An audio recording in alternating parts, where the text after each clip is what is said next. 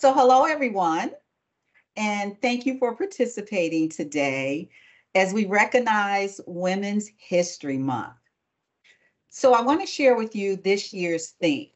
And I was pleasantly surprised when I saw it. This year's theme is Women Who Advocate for Equity, Diversity, and Inclusion.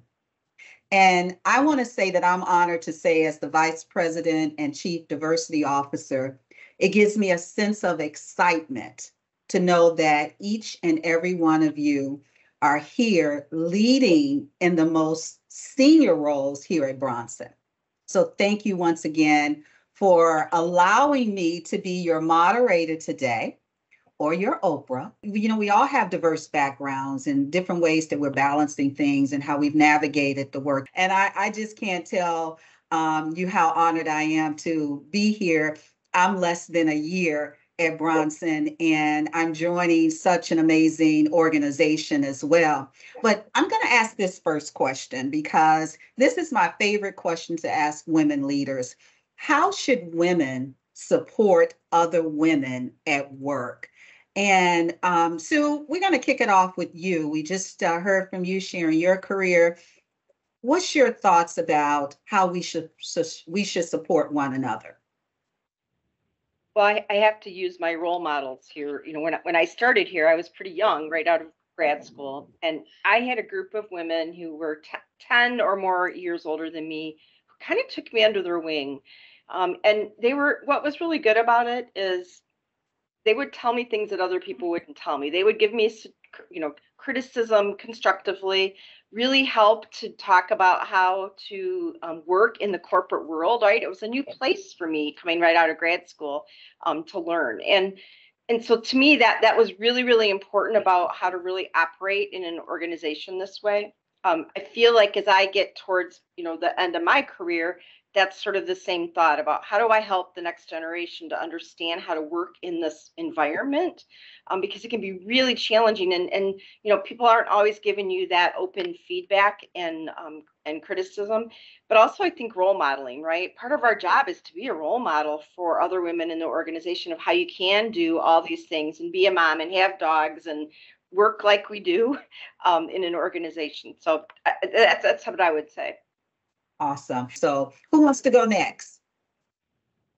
I can go. I think this is such a great question because sometimes women are hard on themselves and they're hard on other women. But I want to say that I see more and more women supporting other women more than I've ever have before.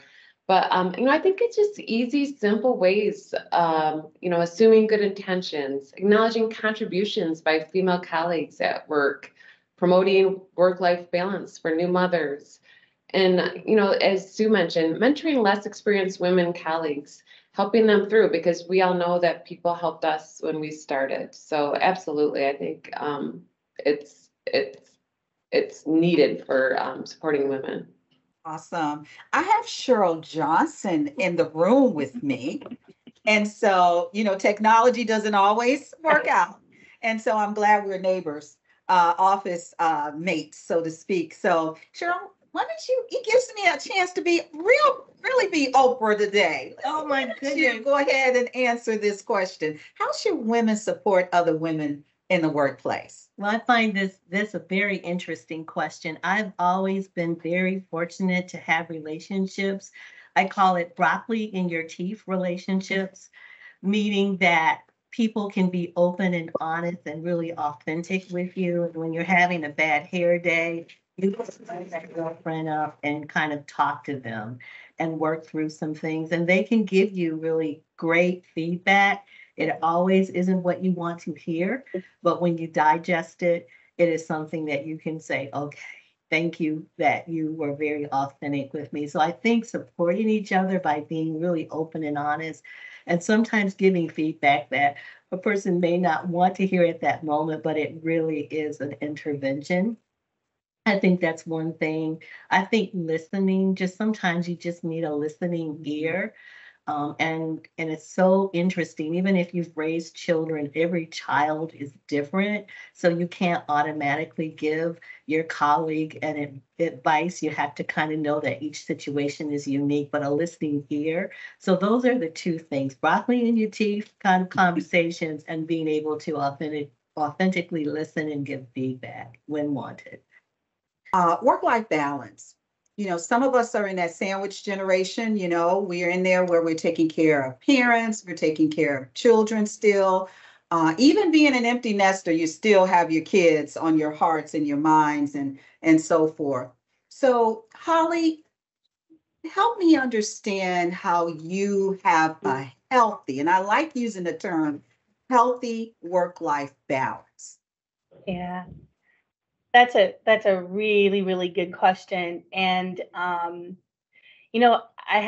find that throughout my career, as my family grew, I got better about that balance, honestly. I found what worked. Um, Over the years, there have been seasons where the balance has been really, really what it should have been and healthy. And I think there's also been some seasons, if I'm just being honest, where I can look back and say might not have been the best balance. But when it's right, what it is I got rid of the barometer of the quantity of time. A lot of times, sometimes we think about, am I spending as much time? And I got more focused on the quality of time and knowing that there were certain things that, with all due respect, my husband is amazing. Our roles are somewhat unique. He, over the years, has been incredibly supportive. He's accomplished, he's educated, but he committed to being the stay-at-home dad for our family, which gave me the ability to really do what I do at work. But there are certain things that I knew with the kids that I needed to be there. I needed to be present because it was important to the kids. And so what I got better at doing is a lot of advanced planning. So I'm that parent that's calling the school board or calling the principal's office 2 years in advance, asking if they got the school calendar ready for, 2026, 2027. And I put those special moments in my calendar. It may be the parent teacher meetings. It may be volunteering for whatever.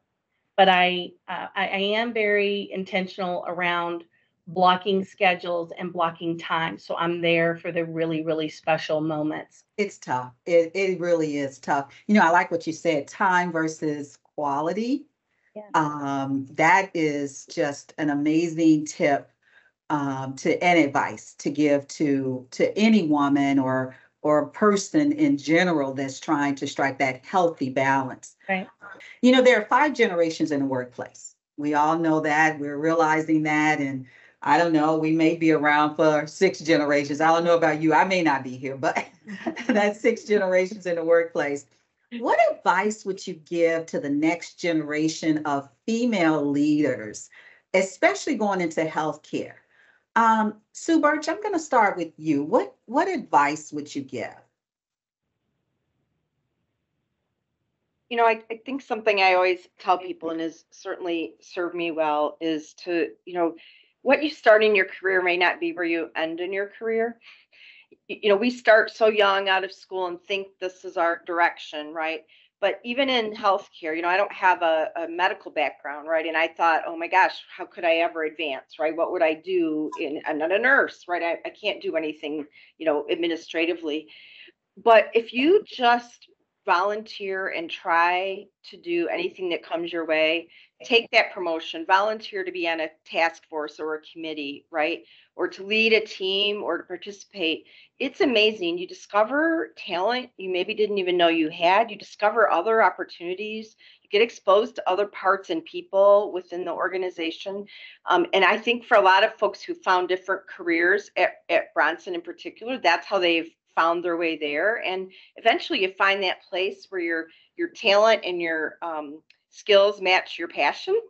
right? And then you're surprised to find out it's actually a job. It could be a job. And we've seen that a lot of times for people where the light bulb goes off because they finally found that place. So, I would say really look for those opportunities to volunteer, to experience other parts of the system and the organization. Sometimes you have to even leave to do that and come back like I did to get that experience, and credibility. But that would be my couple thoughts. That's so true. Thank you for sharing that. Dr. Kim Hatchell, give us your thoughts on, I think about you're the leader of the largest hospital system here at Bronson. And so you have a lot of employees under your leadership. Tell us your thoughts on this question. How has the workplace changed since not just starting here, but your career? So, I think a lot of things have changed. I think all the way down to the way we run hospitals have changed, right? And you look at who we're using in leadership positions. And so now you see physicians entering into operational leadership. You see nurses entering into operational leadership. And that's been a big shift over the years. In operations, historically, nurses have not necessarily been respected in the operational roles. And I think now nurses are learning the right educational path to take, the right leadership development paths to take, the right communication methods to utilize to help others see them as effective as leading in that space. But if we went back to 30 years ago when I became a nurse, there really were no nurses in the operational role. There were very few in CEO roles. Everybody looked exactly the same in the CEO and the COO role. I think we are learning to, I know I mentor my female leaders to make sure that they prepare and that they over prepare and that they lean in with facts and they lean in non-emotionally. And it doesn't mean that at a point you don't get to show your emotion, but the old saying, the old adage that you don't get a second chance to make a first impression is right. And you want to make sure that when you're a female leader in a very important position, that you establish your credibility and people's confidence in your ability to do the job right out of the box. And I would say back in the day, we were never given that opportunity. Now we are, and we cannot take that for granted, and we cannot misstep, or we're misstepping for the generation that comes behind us. Awesome. Thank you. So how many of you had female mentors throughout your career? Anyone have female mentors? Okay, I think we all have. Who wants to share? I would ask, I'm going to mix the question up a little bit because I've had men as mentors as well. I'm sure many of you have throughout your career. What has been the difference in having a female mentor in comparison to a male? Who wants to take that one? Cheryl Kay? So I wasn't always aware when I was being mentored by people. And so sometimes it takes some reflection. They look out for you, they offer suggestions, they kind of steer you in a certain way. But I clearly remember both females and male mentors that I, again, didn't recognize at the time. So they were very, very caring about it. They were very gracious with their time to help me move forward on things. And I guess that's something that I hope I do a better job at, is making sure I am leading people and mentoring them and being more upfront about why I'm making suggestions or why I'm asking them to do certain things. Is that I'm really interested in them. I'm interested in their progression. And I think that's an opportunity. Oh, awesome. It's kind of hard too, I think about navigating and, the organization and how many women come to us as leaders wanting us to mentor them. Yep. I had to create some mentoring circles at one point. So why don't we come together as a group with commonalities and so forth and have conversations on a regular basis. But thank you all for leaning into that and being great mentors, because you have had great mentors as well. So we're going to wrap this up with the last questions that I have for you. And I want each one of you to share your thoughts on this. You know, as a female leader, what has been the most significant barrier in your career and how did you overcome it? You know, sure, I'm going to start with you as a woman of color and navigating the terrains of the workplace, but also as a senior leader in the organization. What has been the most significant barrier in your career and how did you overcome it? So you're going to face some things, particularly as a woman of color. You will work hard. We are all taught that we have to work 3 to 4 times harder. So the work ethic will definitely be there. You will be prepared. We're all taught that you've got to be well studied. And the statistics say that women of color are some of the most college educated people in the United States. But I think back to my original thing, you're going to come across barriers. You just are. It's out there. But if you could just be resilient and make sure you have your mentors, that you have a community of support, have the broccoli in your teeth conversations. Those things help support you to become even more resilient. You won't always come into a welcoming organization. And sometimes we have to create that kind of environment for ourselves. And you'll have to be reminded of the Rosa Parks, the Harriet Tubmans, and the list goes on, the Shirley Chisholms, because we stand on such strong shoulders.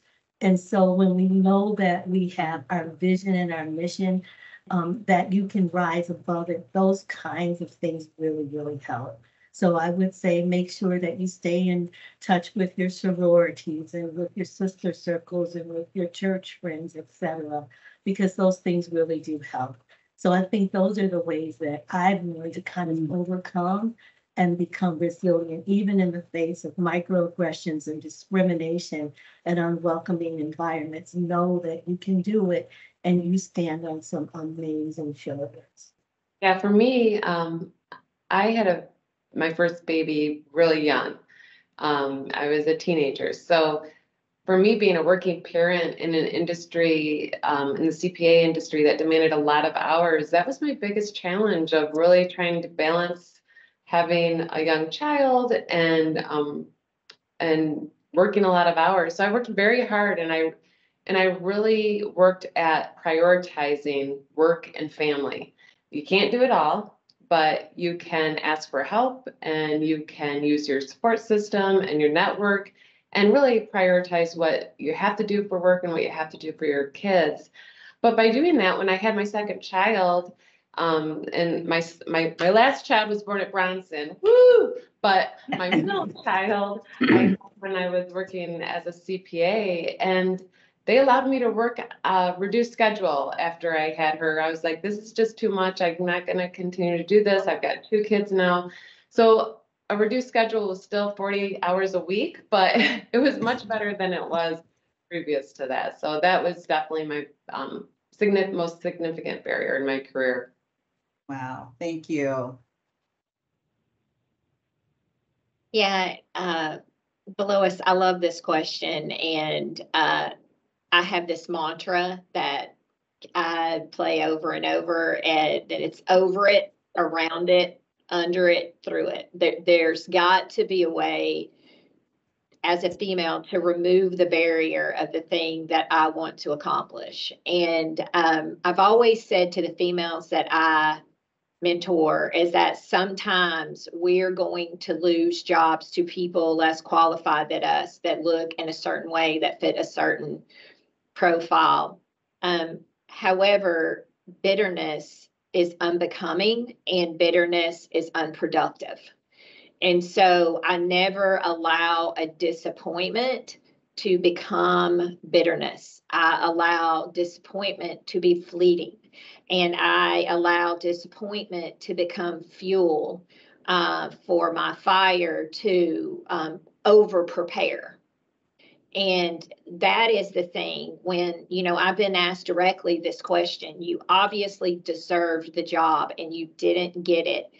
How did you not just blow it up? Well, I didn't blow it up because I went back to the drawing board, did self-reflection, did more preparation, and know that I will get the next one. And the next one will be better than the one that I didn't get.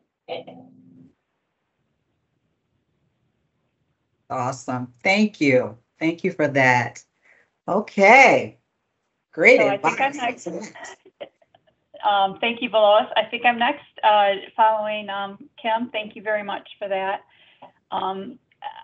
Obviously, you cannot work at an organization for 45 years without having barriers or disappointments. I think that just comes with staying with an organization that you're familiar with for that long.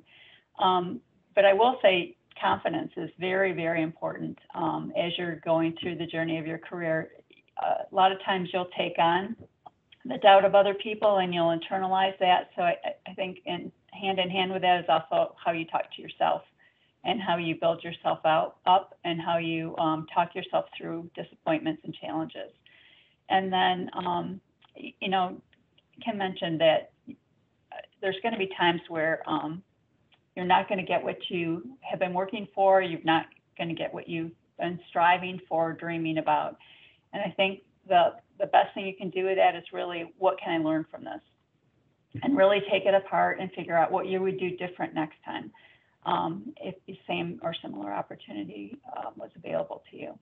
So that would be my recommendation, and how we can overcome barriers. Awesome. Thank you. I think I'm next here. I kind of have the same thing. My biggest barrier was myself and being self-aware. I was young when I started and a young mom, and I went through a divorce, and it was, I really blamed the company and the men in the company and the board and the organization for why I wasn't getting promoted, right? It was all everybody else's fault. But I really didn't have my own self-awareness and my own emotional intelligence to really understand how I was being perceived, the work I was doing. And like the other ladies have said, really doing thorough work, right? Putting my best foot forward. When I thought back to some of those times, I could have done better. And I definitely, I think when I started switching and became more introspective and more focused on what I can control, which is me and nobody else, that really, to me, switched it. And I really felt like that was really important as a way to get over that piece. So again, my own barrier was me. We can always get in our own way, right? Right. So true. So true. Okay, Holly, let's put My God. right? It's hard to even think. I was just listening to all the stories and just kind of overcome with emotion, because I had a little bit of insight into those journeys and those difficulties that my colleagues have had. And I feel like I felt it for them, or either had my own experience. But I think there are two things I just wanted to quickly share. The first, as far as sort of obstacles, I remember interviewing for, at the time, it was a promotion. Now, it would have required me to relocate from St. Louis, Missouri to Texas, but I felt like that it was a great career opportunity. But I was 6 months pregnant with my first child, and I remember not knowing really how to handle that. I didn't want to be evaluated one way or the other based upon, carrying my child. I wanted to be considered for the job based on what I brought. And I remember hiding that. I remember buying the Spanx. They had just come out. And I remember having the Spanx, and I thought, I don't want it to be a factor, so I'll just present. And I was so uncomfortable. Baby was fine. She's wonderful today. But I just remember feeling so ashamed of that I shouldn't have had to have done that. Today, that's an unheard of. We have embraced where people are in their lives, and we've grown as an organization and as an industry. And I think through my career, there have been times when people have assumed, well, she probably isn't going to be able to handle this big project, because she's got littles at home. And I thought, how silly is that? Because if there's something you want to get done, give it to a working parent, give it to a working mom, and she and or he, if it's a single dad, they will find a way to get it done. And so there have been times that projects didn't come my way, but I looked at them as opportunities. I looked at it as a chance to kind of reset. I guess what I would say, just kind of in parting, is that we are also proud of the work we get to do, not because it's the accomplishment on our resume, but because it means something to the communities that our health systems support.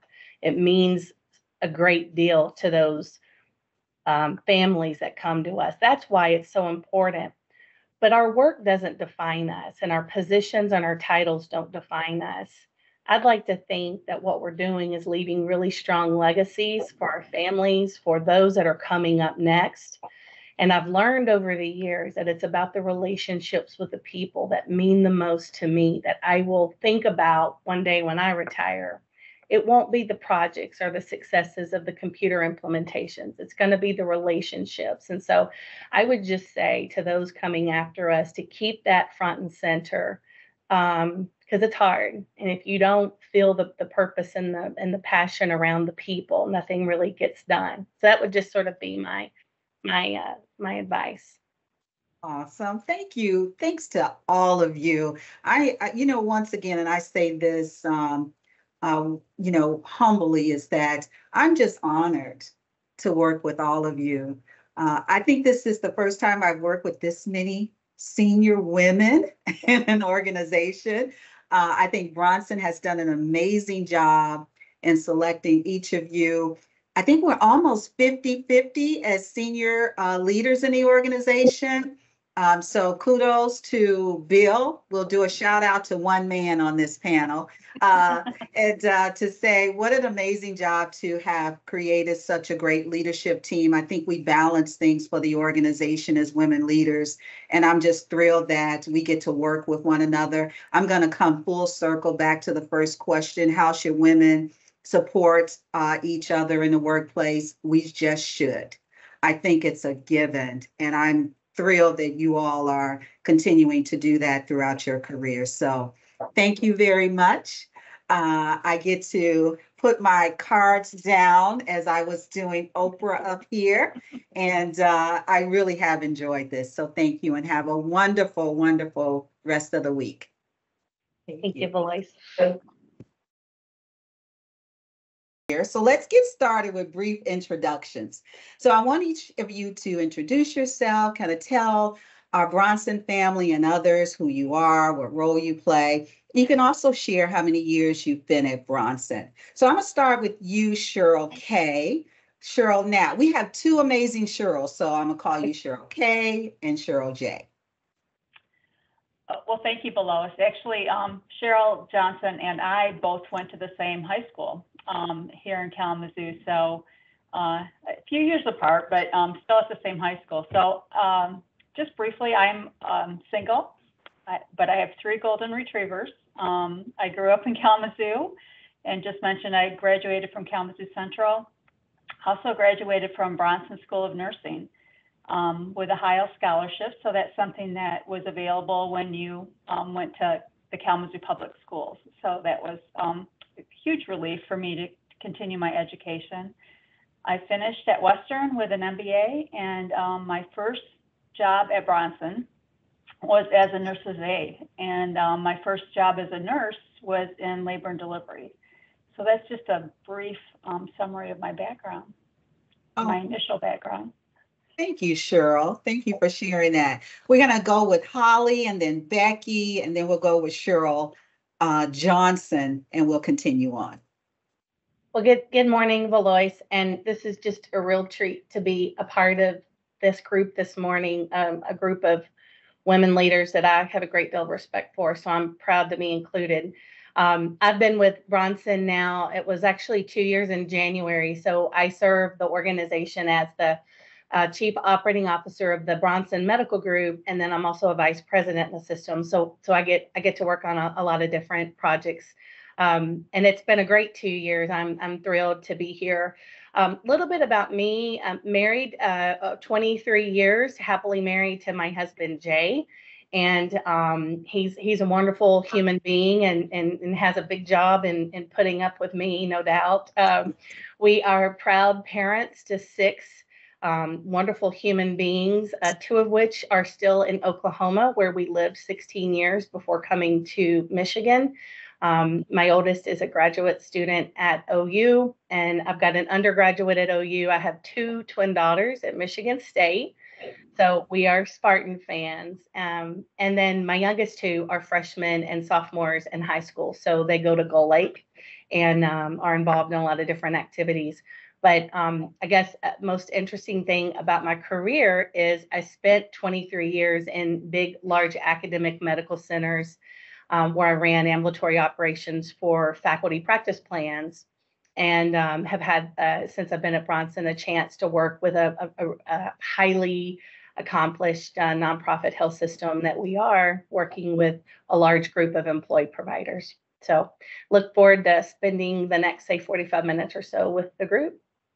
Awesome. Thank you. All right. Who's next? I can go. Hi, everyone. I'm Becky East, and I've worked at Bronson for 20 years next month. So it's been absolutely wonderful. I started out as the Director of Reimbursement and Compliance, and then was Assistant Controller, and then Controller. And then about 10 years ago, I applied for the CFO position and was promoted to the Chief Financial Officer effective January 2015. I worked in public accounting for over 8 years before coming to Bronson. So I'm a CPA, and when I worked in public accounting, I had mostly healthcare clients. And I have 3 kids. My oldest is a registered nurse, and he works for the VA in Ann Arbor. And my middle kid is graduating from Michigan State University next month. She is studying dietetics, and she's going to grad school in Wisconsin to be a dietitian. And then my youngest is a senior in high school, and she's going to Michigan State this fall. So we're super excited. And I have 1 grandbaby. My son and my daughter-in-law had a baby last year. So he turns 1 in May. So super fun times in my household. And those that know me know I absolutely love to travel. So that's one of my big passions. So thank you for setting this up, Velo. This has been wonderful. Awesome. Thank you. All right. Cheryl Johnson, and then we'll go to Kim. Sure. Good morning. My name is Cheryl Johnson, and I serve as the Senior Vice President of Human Resources and the Chief People Officer. I am going into my 3rd year at Bronson Healthcare. And as Cheryl K. said, born and raised in Kalamazoo. She and I went to Kalamazoo Central High School. Shout out to the Giants. I think we also went to middle school together. I am a boomerang in that, though I grew up in Kalamazoo, my husband and I relocated to the East Coast. And through that process, we transferred through expatriate assignments a lot. So I am very grateful to have worked in Europe, Asia, and North America.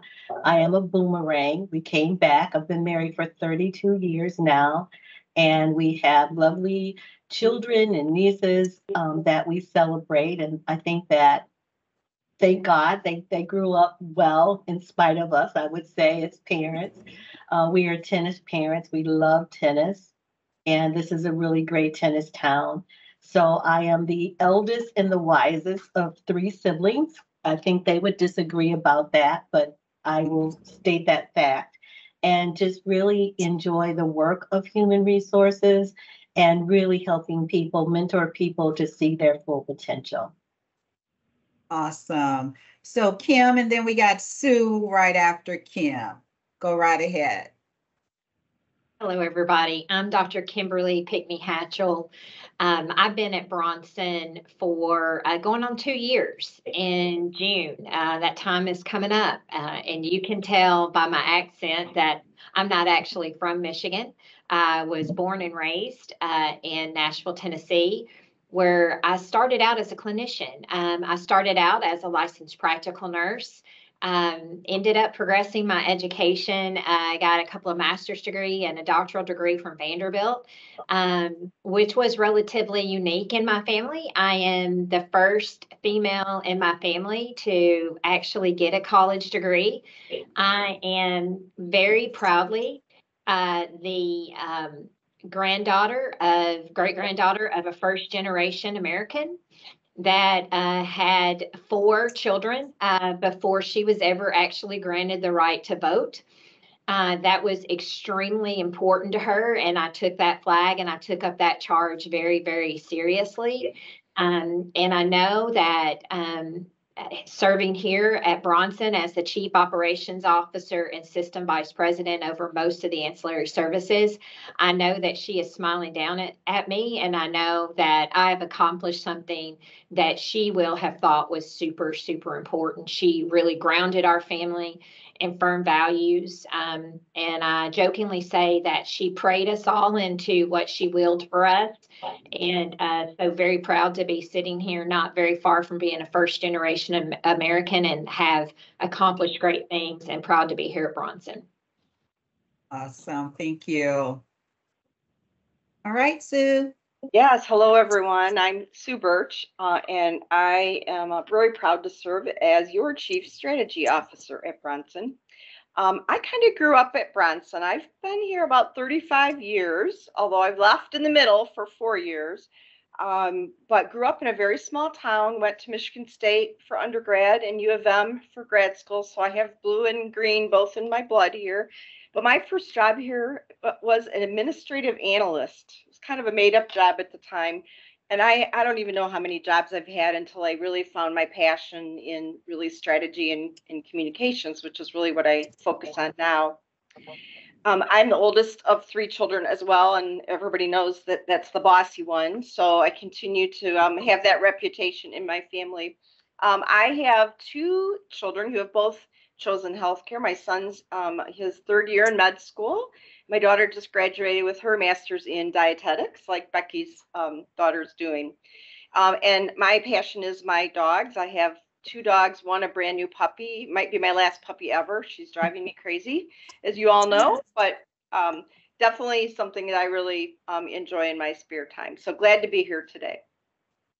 Wow. You know, when I listen to all of your backgrounds and your family and your careers, what an amazing group of women we have here at Bronson in our most senior roles and leading some just phenomenal positions here. I think about quality and strategy and HR, chief financial officers, COOs, and when I think about our physicians, we have over 600 physicians and advanced practitioners. We're just doing amazing things here at Bronson, and I just can't tell you how honored I am to be here. I'm less than a year at Bronson, and I'm joining such an amazing organization as well.